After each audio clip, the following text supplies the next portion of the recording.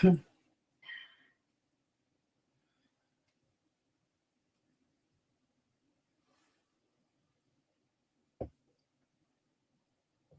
guys. Good morning. Okay, there you are, Ray. Thank you so much, Ray, my anchor. I appreciate you.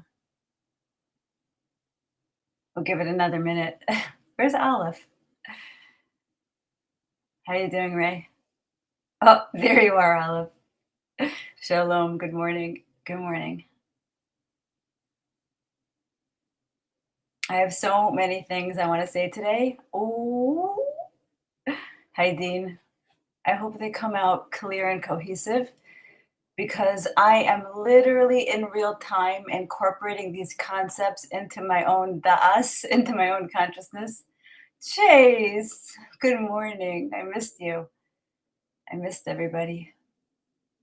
I had such a good time in Oregon. Olive, I hope you're feeling better. We had some adventures.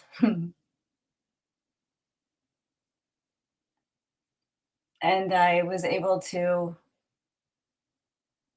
be close to the epicenter of reality of creation, the privilege Hashem bestowed on me to be at ground zero again and learn Torah in real time in person from Yira Hari. Ooh. I'm still recovering. Oh, am I still recovering?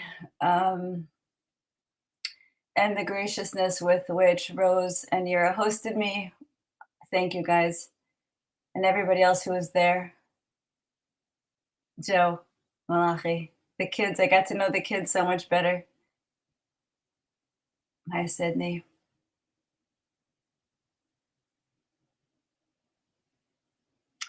So today is September 9th, 2025. And I did the math. It's 999. 2025 is 2 plus 2 plus 5 is 9. So we're in a 999 portal. Today is September 9th, 2025. And we are smack in the middle. Smack in the middle of the it makes me it makes me sweat. Smack in the middle of the greatest story Hashem ever told. And I have such clarity, a newfound clarity from the latest revelations of Yira Hari on what this story, the bones and structure of the story is, and how to navigate it for the best and highest outcome. I want to share with you something I just screen recorded like 2 seconds ago. Oh no, did it not come up? Here we go. We have a very special Kabbalah that on the 9th month, on the 9th day, on the 9th hour, the gates of the heavens are open. And that's now, you guys, the 9th month, the 9th day. The 9th hour is in like 2 hours. It's a special portal for prayer. And I would love for you guys to incorporate what we're learning today into your prayer for the highest timeline. Now that Yura is revealing to us these secret pockets of timelines that were hidden, we knew about the 4 main ones, but there was 2 secret ones that he revealed. Hi, Kim Johansson. Good to see you here. When I first met Yura, in our early conversations, he spoke a lot about the dead dog timeline because he himself was living it. He was doing all his toil from a place of poverty, starvation, survival. Every one of those beautiful Ilanot that we see today was made on the floor. And he was scraping by. Him and Rose were scraping by for survival. So I don't blame him for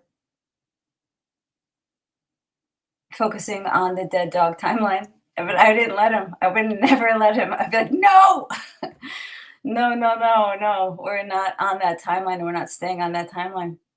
And then more recently, Yura shared with me this massive epiphany that I think he came to.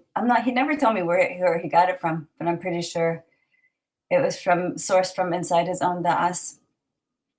I think he used to think that these timelines, which I'll elucidate soon, these timelines were distinct. And once you were on the dead dog, you were not on any other timeline. They were each individual timelines. What he told me that a new understanding was that the timelines were a continuum, that one timeline led into the next, and that led into the next. The timeline played itself out, phased itself out, and led you to the doorstep, opened the door to the next timeline. So they started on the dead dog timeline where he didn't have a fridge. He was sleeping in the desert. They had nothing, like less than nothing. Rose was sleeping on park benches. She was using gas station bathrooms for basic hygiene. You know what I'm saying? Like really, really rough existence. But the dead dog took them to the riding on the donkey, okay? And which, a friend of theirs, a good friend of theirs named Mike, hooked them up with a vehicle, because they were walking everywhere. Malachi told me a story where they would have this wagon pulling their groceries in the rain. Rose would be walking in the rain with a wagon and then they got a car. Mike, God bless you, Mike. I finally got to meet him on this trip. A sweetheart. And he gets them out of nowhere. He gets them a car. Who gets people a car? And a nice car. And that began the riding on the donkey, because they had a ride. And then that led to the most recent timeline where they found a house. They moved out of their Section 8, survival living tiny apartment that I got to see last time I was there. And Hashem made a way for them to be in a house. And Hashem gave them a wink and a nod, because there's an actual, and I saw this with my own eyes, there's a plaque on the house that is a reference to an eagle. Like, what house has that? It is, it says on the side of the house, and one day I'll show it to you guys. It's just not yet. It's a little too new, but it was a sign of Hashem that we are in the bird's nest, the eagle's nest timeline, the wings of an eagle. And the house is situated it's like sitting on this plot of land, and it's high up. Like, they live on the second floor of the house. The bottom is more like storage. And it's nestled. That's the word I would use. The house is like nestled in. And it's much better for them, bigger. They have like a real kitchen that more than one person can stand in. And Hashem is moving them on up in the world. They're moving on up. And then I remembered Yura was like, I'm going to get the Wi-Fi going. And it was like a big event. Like, he had to do a bunch of things. Like, they had to make different connections and it was a big deal to get the Wi-Fi going. And getting his Wi-Fi going entered us quickly into the next timeline, which is the clouds of glory, because internet is the Wi-Fi, is the cloud. And when Yura can start teaching Aleph Memshin and all his highest teachings of Atzilus and beyond, and it goes viral on the internet, because the internet was created for Mashiach, we take off that fourth timeline. But I said to you recently, I'm like, all the while that these timelines are being lived in reality, he's already preparing the groundwork. He's already pulling in the reality of the next timeline. And he pulled out cards from behind his back. He's like, I got 2 more timelines I got to tell you about. And his most recent videos, which I have on my channel, the Zohar videos, and he has a video called The Secret of Immortality. He's seeding our consciousness gearing us for these higher, secret, special timelines by writing his commentary on Genesis.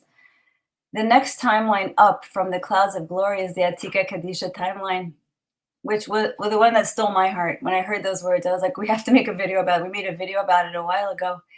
And I asked Yura, what is this Atika Kadisha timeline? He said it's when, I think he said it's when, okay, Clouds of Glory is when Aleph Mem Shin is revealed, the Torah of Atzilus, and then Atika Kadisha is when the Torah of the Atik, the highest sod of Torah, of Bereshis all the way down, which he's actually writing it down. And when Yura writes it down, he grounds it into reality. It's what the Arizal didn't do. The Ari made the fatal and tragic mistake of just teaching verbally his teachings and not writing them down. And you're taught that when you do something in the world of Asiya, you must anchor it in through writing. La'asos, Asher bara Elohim la'asos. We have to, in the world of Asiya, we must do. So Yura is writing down the commentary of Genesis, which he shared with us, and it's in the works. So that's pulling in the timeline of the Atika Kadisha. And above that is the immortality, the Ein Sof timeline, the eternity, the eternal timeline. And I want to elucidate, according to my understanding, what that is. First, I want to go back and explain what a timeline is.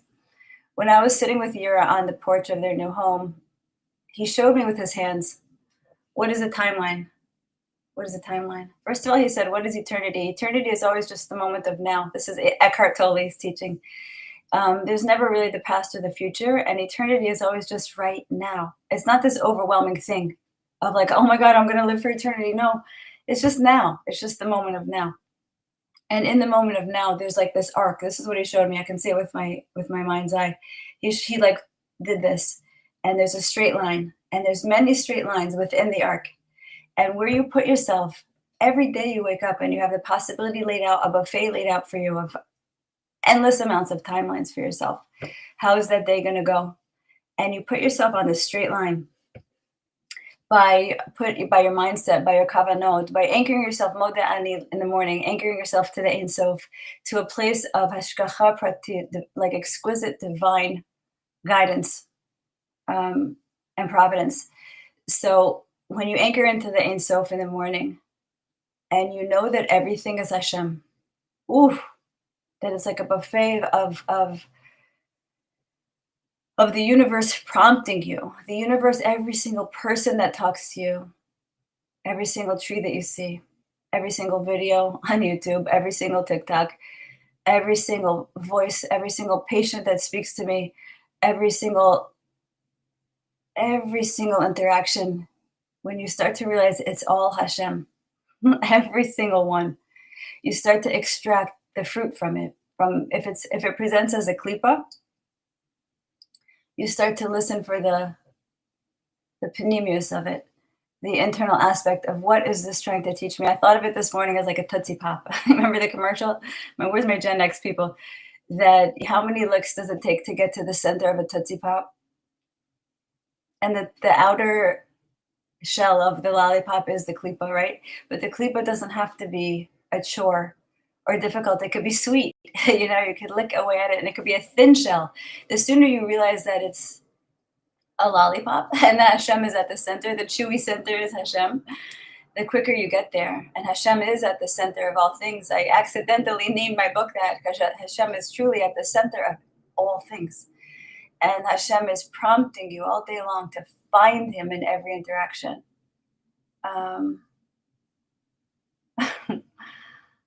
Yeah. And you'll see how Hashem reveals himself to you through hashgacha pratis. So you're going to put yourself on your personal highest timeline by anchoring into the Ein Sof, by remembering that everything you see is the illimitable. Every person you see is another version of Hashem, is another version of yourself. And then once we as a collective do this, we put reality, we put existence on this highest timeline, on this highest secret timeline that Yura is revealing for us right now. And if you listen to his videos, pay attention, because every single sentence he says, he is revealing the highest secrets of Hashem himself. Yeah, and he just kind of slips stuff in that can just pass you by if you're not paying attention. So if Yira has redirected, Yira is our faithful shepherd. He's our Raya Mahamana. He's our precious Moshe Rabbeinu reincarnated. And if he is not talking dead dog anymore, or not even any of the lower timelines, then his focus has shifted to the highest timelines and explaining them to us. You best be paying attention because it only takes a minion of us, he told me, a minion, 10 of us, to anchor it in. Like I was writing it down. I was like defining it for myself in a notebook so I could anchor it into this reality. Take time today to try to understand what the immortality timeline is. Listen to some of his videos, write it down. Be part of that minion of people who calls it in for the rest of humanity. Because there's going to be forerunners. There's going to be way showers. I remember I was sent this maybe 2 or 3 years ago. It says the Great Awakening cannot and will not be stopped. Dr. Sandra Rose Michael. You guys have been with me, who have been with me a long time. Remember all the phases I've been through. And I finally understand what the Great Awakening is because Hari connected it to Torah, just like he did with the word ascension. The secular spiritual world understands what's going on. They just haven't connected it to Torah. And they use this language. It's a yichud. He's making the yichudim of the lingo of the Great Awakening, of ascension is a buzzword, and the Great Awakening is a buzzword. And he's connecting it to Torah. Because the whole time that I was in that community, I felt very unsettled and very uneasy because, hey, I was like, where's Torah? Like I grew up with Torah and Torah is truth. And nobody was including Torah in any of this ascension Great Awakening talk. And it was hard because they were bashing religion and I equated religion with Torah. And I was like, uh-oh.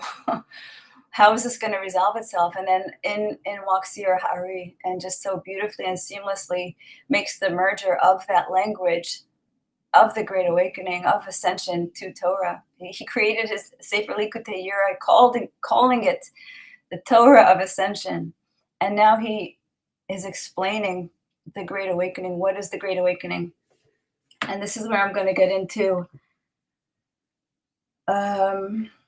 paraphrasing him, okay? I'm Hashem, give me the words. Shebekahal amashir uzo abir inanos biad mifalav liadam me'archei lev u'me'ad anayim ma'aneh lashon Adonai sefasei tiftach u'fi agid tilasecha. That's a prayer from Rosh Hashanah. That's asking Hashem to give me the words to explain this from what I understand.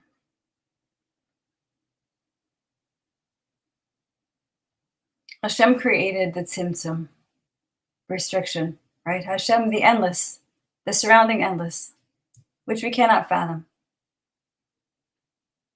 He wanted to do something. He had a ratzon, he had a will. And he wanted to know himself. He wanted to know another. He wanted to know himself and another. And he created a bubble. This is how I see it in my mind's eye. He created like a bubble, like a bubble that above his head or to the side of himself. And that's called a tsimtsum. And this bubble is a bubble of forgetfulness. It's a bubble of amnesia. And he trapped aspects of himself and us inside amnesia, inside the dream. These are all interchangeable terms. The tsimtsum is the space of amnesia, is this bubble of amnesia, and a bubble of a dream, okay? But he also placed inside the tsimtsum his 22 letters, which are the totality of potentiality, as Yira calls it. Aleph with every letter with Aleph, Beis with every letter with Beis. This is Sefer Yetzirah, this is Avram Avinu. So inside this bubble are beings of amnesia, including us, including various emanations of Hashem, Zeranpin, who also is stuck inside the dream, the unconscious dream. And alongside of that are the totality of potentialities. So everything can be created from this space. But we're creating haphazardly. We're creating from a dream state. We're creating from a state of unconsciousness, which is horrible, which creates night terrors, as Yura calls it. It creates an escape. And that's what really happened to this world. This happened to this world, a nightmare. And what we have to do is create arousal from below to arousal above us, meaning when we remember who we are and we wake up and stay inside the bubble. We want to stay inside the bubble because this bubble gives us the source code of reality, and which we can use to create, just like the illimitable creates. He gave us the tools by putting Aleph with every letter with Aleph inside the space with us. So when we wield our powers consciously, when we wake up inside the dream and begin to lucid dream, using everything Hashem implanted inside the tsimtsum, we create a paradise planet. Dr. Sandra Rose Michael told me that this planet was always meant to be a paradise planet. We just have to self-correct and course correct and wake up. Those of us in the Great Awakening community, we're like, how come people aren't waking up? And we didn't even know what that meant. It meant that Hashem himself has to wake up. And this is how Yura connected it back to Torah for me. It Hashem himself. It says, hold on, let me show you in Tehillim. There's a pasuk that says this, you guys. Wake up, Hashem. It says right here. This is the Psalms 44:24. Ura, wake up, rouse yourself. Lama tishan, why do you sleep, Adonai, Hashem? Hakitza, wake up again. 2 times Ura and Hakitza. There's got to be a difference. I don't know it, but there has to be a difference in these 2 types of waking up. Al tiznach lenetzach. Don't reject us forever. And that's what Yura also does. Yura always connects what he's teaching to the text of Torah, which is what's done in Zohar as well. So we want to stay inside the tsimtsum, where Hashem wanted to. We want to give Hashem the experience. Oh gosh, that's my biggest dream. To give Hashem the experience of choosing him from inside the darkness, from inside the nightmare. And in choosing Hashem and remembering that everything is Hashem, we turn it all around and we wake ourselves up out of the nightmare into creating paradise for him, for Hashem. Like all I ever want to do is love Hashem and show him how much I love him. And I would take eternity to do it. Every single moment of now, I would take just to express how much I love Hashem and choose him. That would be the biggest honor. And if that's what Hashem wanted to experience, that's where the avodah, the mitzvahs, turn into the ratzon. It's no longer a commandment. It's just my pleasure and my honor to give Hashem that experience of, he got to experience the opposite of himself for 6,000 years. He did. Hashem created the tsimtsum so there could be a place for evil. That's what the Ramchal says. So we had that experience. Hashem got his fill of that. Okay, it's enough. Adkan. And we want now to give Hashem the dream of Oneg and Ratzon, of Keter. By going to Keter, which is a place of awe, of Yira and of Ahava, a place where we're just in constant reverential awe and love of Hashem, because everything is him.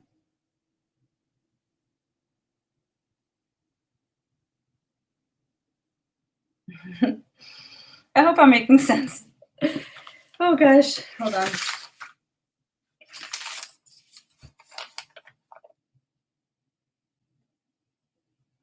I took some notes on one of yours class. I just want to read a sentence or two. The Great Awakening is when you awaken inside the dream.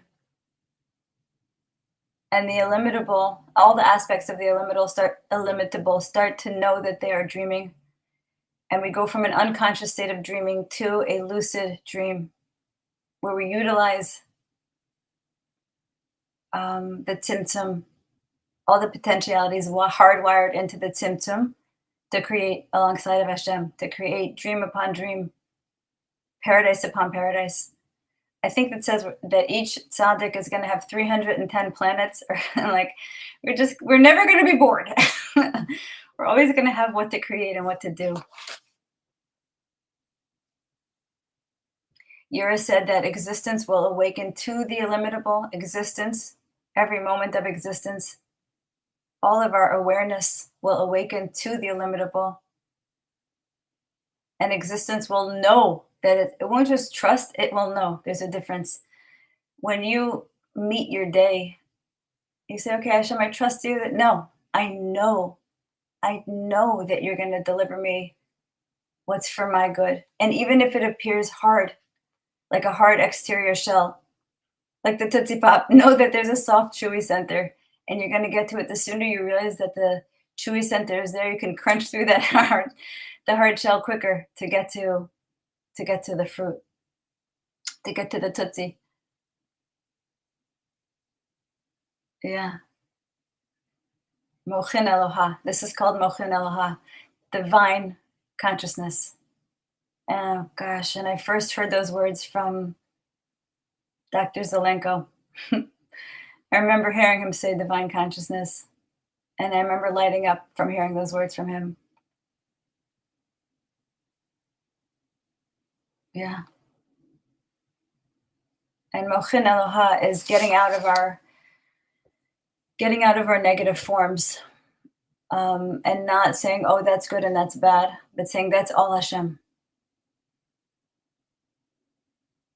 And it's very timely because we're going into Rosh Hashanah in 2 weeks, and Yura explains how the shofar transmutes our midot into remembering Aleph Mem Shin, because the shofar itself is the trifecta. It's air, water, and fire. And blowing the shofar confuses Satan, because we're showing Satan that as these lowest, densest beings, we are remembering the pattern of Hashem that existed before creation, and in which we could recognize Hashem everywhere, all around us. It's a basic pattern of Aleph separates Mem from Shin. It's in my face, in your face. It's in the plants, the trees, the planets.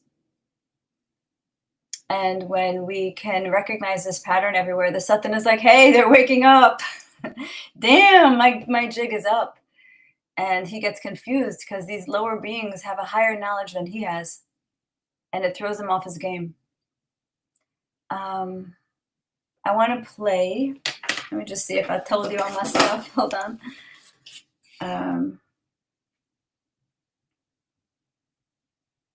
Yeah, I want to play a few clips that I did from Yura, from some of his recent classes. Yeah. One more place I have to check. I jotted notes down in a million different places. Okay. Yeah. I think I said it. Okay. And I want to thank everybody who was so welcoming to Rose. Rose is I brought her back with me from Oregon, and she's been in my house with me, and we're getting to know each other so well. And the local women have embraced her with so much love. And we had such a nice Friday night dinner at my house with Andrew and his wife Dawn. And we had Ayala and her husband Alon. We had Eileen Kramer, and we had Shauna. And then we have Irma, who wasn't able to join us, but she has been so gracious in hosting Rose also, and Sarah. Thank you guys, really. It's like moving Geula in ways we can't even fathom.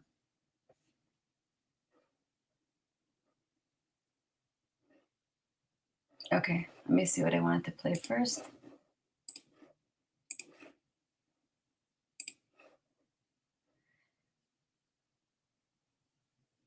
Oh, there's so many good things. Okay, so let's play the sound of the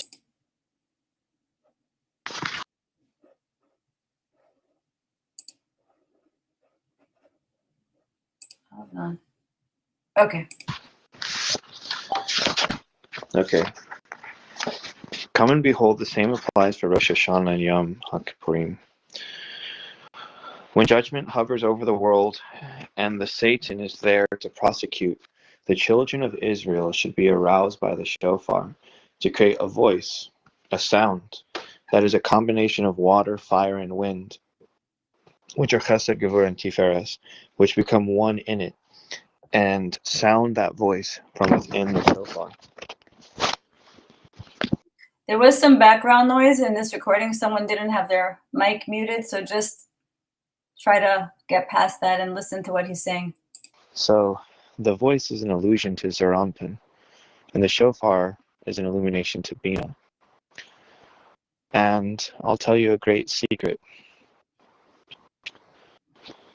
So water, fire, and wind are Aleph, Mem, and Shin, and the voice comes about through the forms, and it does so through the path called remembrance.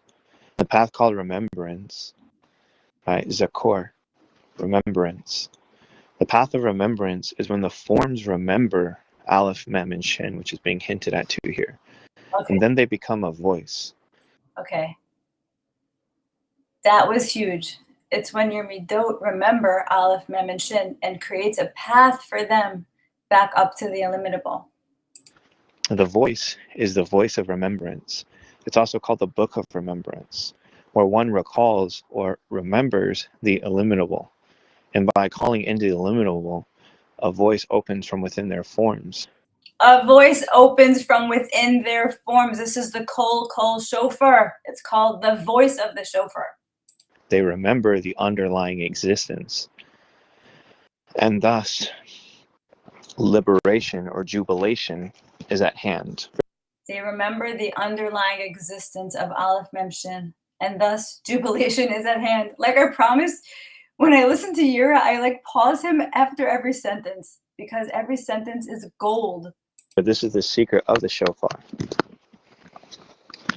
And this voice rises up to the throne of judgment, this voice of remembrance, when the forms remember the kavod, the throne of glory. That is when the forms remember the kavod. To say that it remembers the 22 letters in the 10 spheros. And through the way of remembrance, the way of Zakor, they never leave the way of Zakor, which means they never leave the way of remembrance. You anchor in when you go. It's like a synapse. It's like a neural pathway that you strengthen every time you remember Hashem through seeing Aleph, Mem, Shin in your environment and in each other. You are creating this unbreakable pathway for yourself to automatically have your brain have that be your default setting in your brain. And then it rises to the throne of judgment, strikes it, and rises further. It strikes judgment because then when positive influences or negative influences, which are the roots of all angels and all demons, both external and internal, birth from within the nature of the heart, go up and create countless angels and destroying angels in countless higher firmaments and lower firmaments.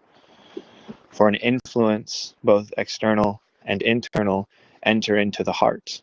And the heart, which is a furnace, burns with 7 types of fire and 7 types of lights.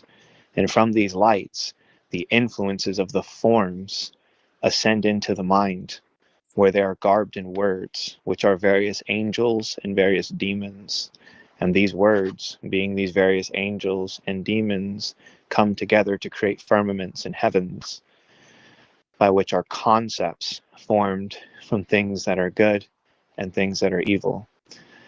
However, the light of God through the path of remembrance causes things to rise up from the heart. Oh God, when you go through the path of remembrance, through the shofar, through the voice of the shofar breaking through your forms, you start to create a new voice that emerges from your heart. That are not from the lower 7. That are not from the lower 7 midot. Which are rooted in the idolatry, which are rooted in the forms. But rather, they're rooted in Yirah. Rooted in your which is the highest tippy top of the tree. In awe, in Kether, in the illimitable. And so then that light, or those words, through the path of remembrance, in the heart, subdues the bestial soul, which is in the heart. subdues the bestial soul, nullifies, cancels out your bad midot. When you enter in a state of yirah, you're no longer operating from the tree of the knowledge of good and evil. You're operating from the tree of life. And then transcends all of those influences, all of those destroying angels, and all of those lower firmaments, and ascends to the place where the root of the judgment is, for all of those firmaments made by all of those angels, which are the garment of all of those influences, within its midst, birth the Leviathan Nachash Barach, the great Tanan, the great Leviathan, the serpent, flying through the wind, flying through the air, meaning the persona, meaning the collective sums of experiences of all those heavens, which are all those concepts, birthed by all those words, which are all those angels, which were all garments, for all of the influences that had entered into the heart, both negative and positive. It ascends to the throne of judgment and strikes it, meaning it strikes that serpent, meaning it strikes the persona, because the path of remembrance strikes the serpent. The path of remembrance strikes the serpent and confuses him. Meaning Aleph Memshin. Meaning Aleph Memshin is the thing that confuses the Satan. And it rises further, and after this voice has reached above, the voice of Yaakov is established on high, and the Holy One, blessed be He, is aroused from mercy. Yeah, and then Hashem himself starts to operate from mercy, because Hashem awakens out of his state of amnesia.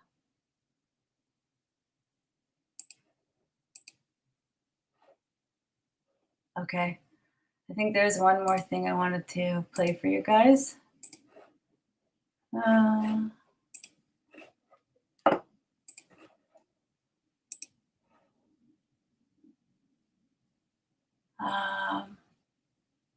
Here. Altering states of existence. It was always now and always existence. Okay, that sentence is amazing, where he's saying it was always now, it was always existence. And that's the definition of eternity. Woo! Just varying degrees of the awareness within it. Just varying degrees of awareness within it. Like if you're in Gehenna or any other state, Avadon, Sheol, the seven heavens above us, the seven hells below us, they're all just different states of awareness within existence. And you put yourself in paradise or you put yourself in hell. And then there will be laughter in the world, because it'll be an amazing dream. It'll be awoken. They'll be laughing and rejoicing and seeing everything as beautiful. And this is why, oh my God, that's like my favorite sentence. Like, and then all of our mouth will be filled with laughter, because if anybody who knows me knows how much I love to laugh. Like I'll laugh all day long. And it says that Yitzchak will be tikun. Our forefather Isaac is the major tikun that will happen at the end of days. And Yitzchak means he will laugh. That's the future tense. Yitzchak, he will laugh. Literally. That's why you have to know Hebrew to understand these concepts. And who is the he? Is like Hashem himself, the version of Hashem that's trapped inside the amnesia. When he wakes up, he's going to laugh his ass off.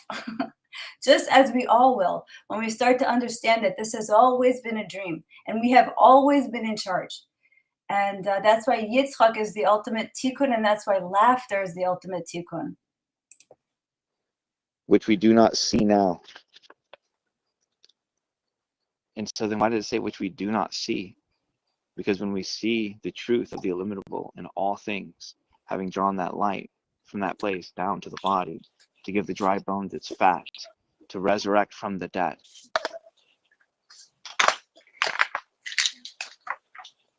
As it is written, then will our mouth be filled with laughter. This is according to the verse in Surah said, Elohim has made for me to laugh. This is the secret of Surah, the secret of the Neshama. Sarah, wherever it says Sarah, it's the secret of the Neshama. You could interchange it with the word Neshama. And the Holy One, blessed be He, has made for the Neshama to laugh in the future. when it will rejoice and have simcha in everything. Oh, I love how he said that. We'll rejoice and have simcha in everything. Everything. Everything. And the greatest simcha is amidst each other. Right. So, az yamale sechok pinu. The word pinu is plural in our mouths. It's not just my mouth. It's not just your mouth. We're going to look at each other and laugh hysterically together, because it's not fun to laugh by yourself. It's much more fun to laugh with people.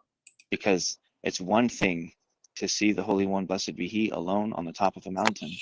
And there's another to be struck in awe with one person or a group of people that behold the exact same thing.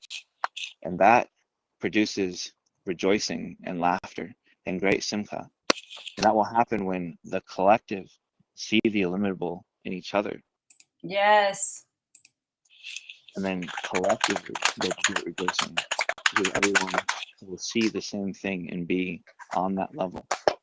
And it will be a time beyond anything we can behold or understand right now, at least as a collective total, despite many of you here have glimpsed to see exactly what that is. And so then at that time, it says, Elohim has made Surah to laugh. That is to say, the neshama to laugh. So in the future it would happen. So at that time, people will chant songs as a time of laughter.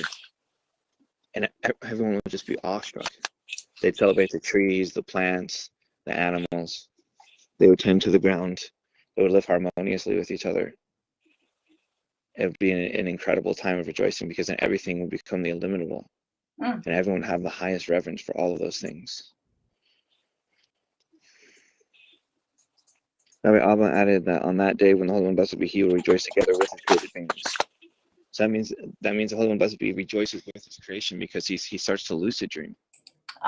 This is the timeline I'm talking about, when Hashem himself sees us seeing him, and he remembers himself, and he starts to come out of the unconscious dream into the conscious dream. And then he's awake in his dream, and even though it's still a dream, he's awake in the dream. And then he gets to see the miracle of all these created things, and he gets to rejoice because he gets to experience the one thing he began the dream to experience in the first place. Okay, that sentence slayed me. Let me go back a second and hear it again. And then he gets to see the miracle of all these created things, and he gets to rejoice because he gets to experience the one thing he began the dream to experience in the first place. Okay, so that reminds me of the pasuk Sof Maaseh b'machshava tchila. The end result comes from his first thought. So Hashem wanted to rejoice with other beings outside of him, with the created beings. He wanted the state of permanent paradise and rejoicing in Oneg, not alone. He wanted it with a group of beings that chose him, proved themselves, proved their mettle, through choosing him from a state of amnesia, coming out of the amnesia through love, through choice. And so then he started off through the night terrors. But then as many cycles have gone through, many dreams have changed. In the future, lucid dreams. And then the Holy One, blessed be He, rejoices with the created beings, because the created beings were the entire reason for the dream in the first place. The created beings were the entire reason for the dream in the first place. What is a created thing? And then the Holy One, blessed be He, begins to lucid dream, because the Holy One, blessed be He, gets to experience His creation with all of us, which is the entire reason why He began the dream in the first place. Except now He gets to experience that fact and not confused and slumbering to that fact. Wow. And the righteous that remain in Jerusalem shall return no more to dust. As it is written, and it shall come to pass that he that is left in Zion and he that remains in Jerusalem shall be called holy. Precisely, he that is left in Zion and he that remains in Jerusalem. And that is to say that all of the levels will be called up, because all of the souls will have been transformed.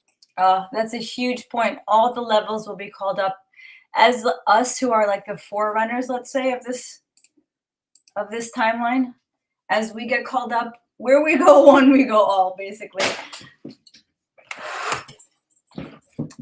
because we drag all of reality up with us. It's like a train. Rabbi Gozlan would always use that analogy that Mashiach is like the conductor, is like the leading the train, and everybody comes with us. Everybody comes along. No one gets left behind.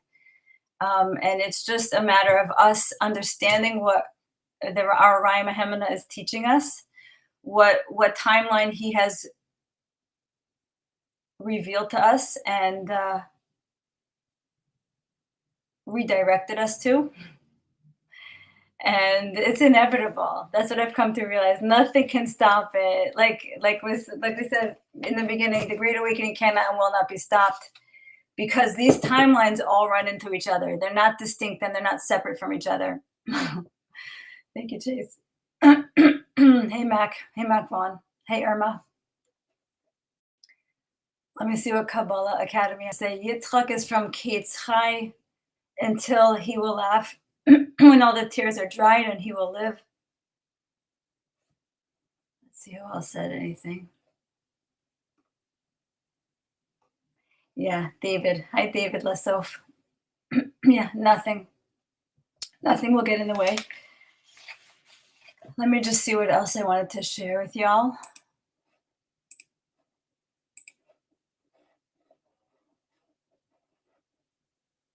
I'm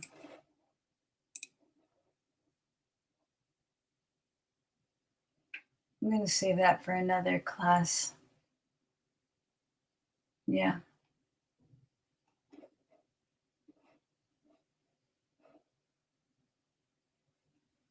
Okay. Yeah, I think we'll call it a day here. And I think the major point, I'm going to try to summarize like Ira does at the end of his class, is to remember that Hashem created the tsimtsum. He restricted himself, the endless, the surrounding endless, which we cannot fathom, created a bubble outside of himself to experience what he is not. If he is a unified singularity, he wanted to experience a limited multiplicity. If he is all good, he wanted to experience what is evil. If he is all knowing, he wanted to experience what is not knowing. V'chule, v'chule, on and on. And we've played that out.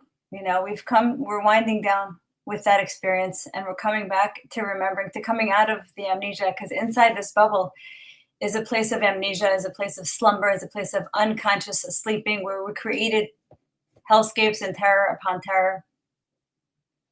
And as we, down here in the lowest realm, as the lowest form of Hashem's emanation, as we remember him through the pattern of Aleph Mem Shin, Aleph separates Mem from Shin, which is Yira's primary teaching, to wake us out of the dream. That's the first, like, he's shaking us with that. Wake up and see the illimitable is everything. Is this pattern is it's you, it's me, it's the animals, the plants, the trees, it's the sky, it's the sun. And when you see Hashem in everybody and everything around you, it awakens inside of you a reverence and a love. And in doing so, we call down this path of remembrance. We can track it. We create this strengthened synapse inside our brain that automatically is our default setting in any situation. Someone is yelling at you in traffic, you're like, oh, that's Hashem. And you immediately find the amusement. You take on the perspective of the observer. You're no longer emotionally attached to these klipathic situations and circumstances that Hashem is testing you with. Hashem is like, how soon can you remember me? What's your reaction time? When inside a hard situation, the sooner you remember Hashem and the illimitable, that this is all him, the quicker you get to the center of the Tootsie Pop, and it's sweet. It's sweet. And I'm living this right now in my private life, where I'm going through some challenges, let's say, and my family isn't really understanding me, and I'm feeling a little alienated from the people I love the most. But the second I see them as, this is all just my ear is ringing. The second I see them, inside every conversation, I'm like, it's just Hashem talking to me through them, trying to help me wake up and remember myself, remember my power, remember that I could see this conversation as just an observer and be curious as to why that person is telling me what they're telling me. Is there a message from Hashem? Am I just meant to hold space for them so they could have healing? Like, what is my purpose inside this interaction? And you become your own conscious dreamer, and you enter a state of lucid dreaming where you could utilize the totality of potentialities, Aleph with every letter with Aleph. You could use the source code of reality, the Aleph base, to create paradise for yourself and for everybody around you. And you could be the example for them. They're like, how's she doing that? And then they'll be curious, and then they'll reach themselves for Aleph Mem Shin and the teachings of Yira Hari. And we'll be at the head of this train, but we will take everybody with us. I love you guys. Thank you for being here with me in this craziness, in this Geula process. Sloppy and messy, but also perfect. I'll see you guys. Hey, Des. Hey, Des. I will see you guys back on Thursday the 18th. Taking another road trip, and I can't wait to experience everything on this next adventure. Oh gosh, I have to tell a story. When I was with my first time to Oregon, Zeke picked me up from the airport, and I went to his house for that first night, and he hosted me so graciously. And I met his dad in the morning, and his dad is a vet, and he's an amputee. He's got no legs from the knee down.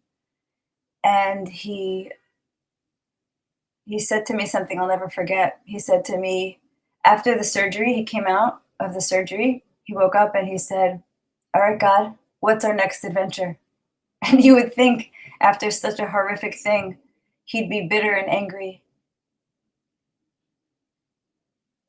And I learned so much from that. Like any hardship that you might go through, if you have that synaptic connection of anything that tests you or tries you, you come through it, and then you say, okay, Hashem, what is our next adventure? You're going to create paradise. It's inevitable that you're going to create a paradise for yourself and for everybody around you. Hi, Stephen. So I'll see you guys back Thursday the 18th. Have a wonderful day, and thank you for being here with me, and thank you for helping anchor in the immortality, eternity timeline, the Ein Sof timeline, where we all remember ourselves as extensions of the Ein Sof, and that Hashem trusts us to utilize his own powers to create reality alongside of him and laugh the whole time. We're going to be laughing so much, right, Mac? We're going to be cracking up, and we're going to be dancing and singing. I love you.